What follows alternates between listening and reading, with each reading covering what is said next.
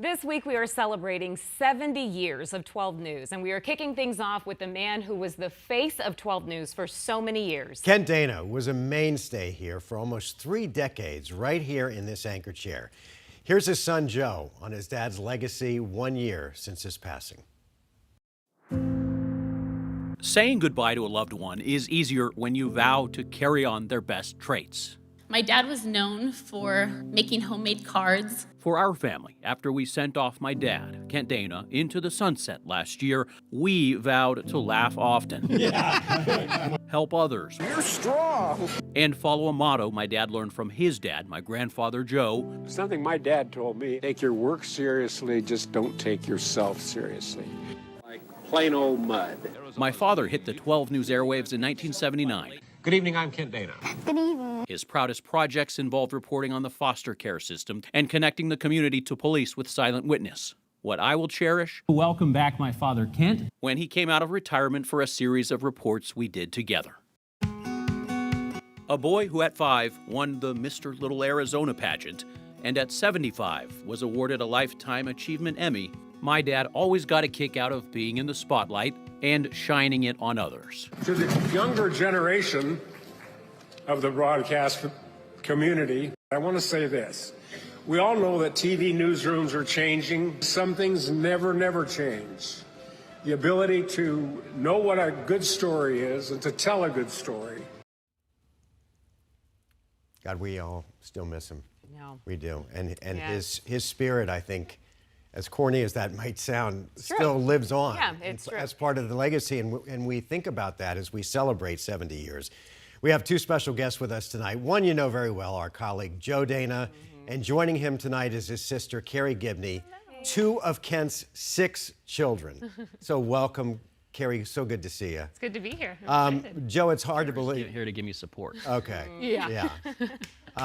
Your family, not only your dad, but your grandfather, so intricately linked with broadcasting and 12 News for over half of the 70 years that Channel 12 is celebrating. He truly believed, and this is one of the things that I so admired about him, in the importance of local news. How much of that was he able to instill in you as a young man? He used to say, there will always be a need to know what's happening in your own backyard, no matter what changes around us. And I think he also was bothered by this narrative we've seen in many years recently, that you can't trust your local journalists. And, you know, we are part of the community. You know, I tell people the same formula he used and even my grandfather used is the same. We are out trying to get the story as close to the truth as possible. It's not perfect, right? But you get both sides.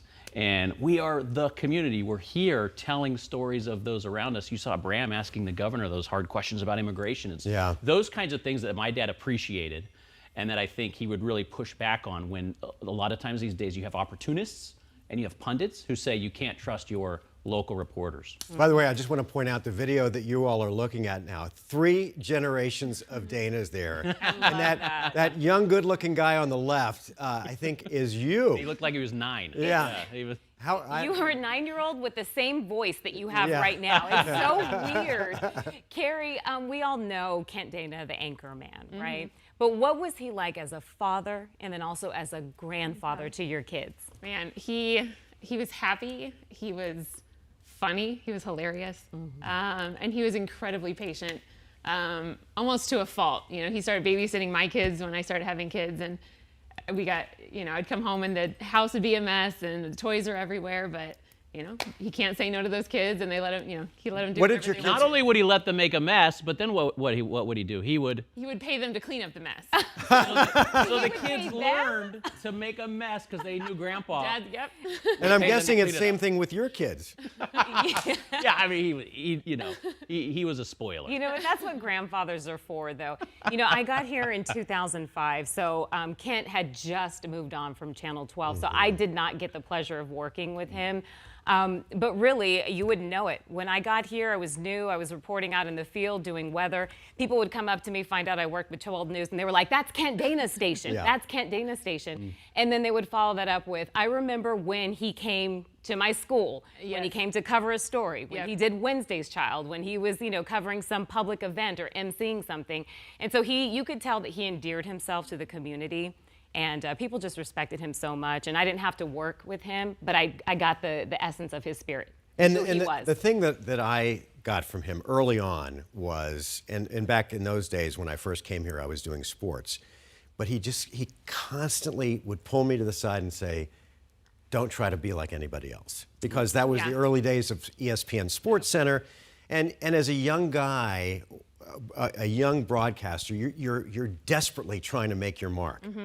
And what he said really resonated with me, and I know he gave this message to any young person. And I was fortunate because for me, growing up in this business, it opened a lot of doors because people felt like they knew him. Yes. And growing up in this business too, it's interesting because you see topics that he covered kind of pass through. We have some video of a 12 News town hall he did on the drought and environment. This was in 1992.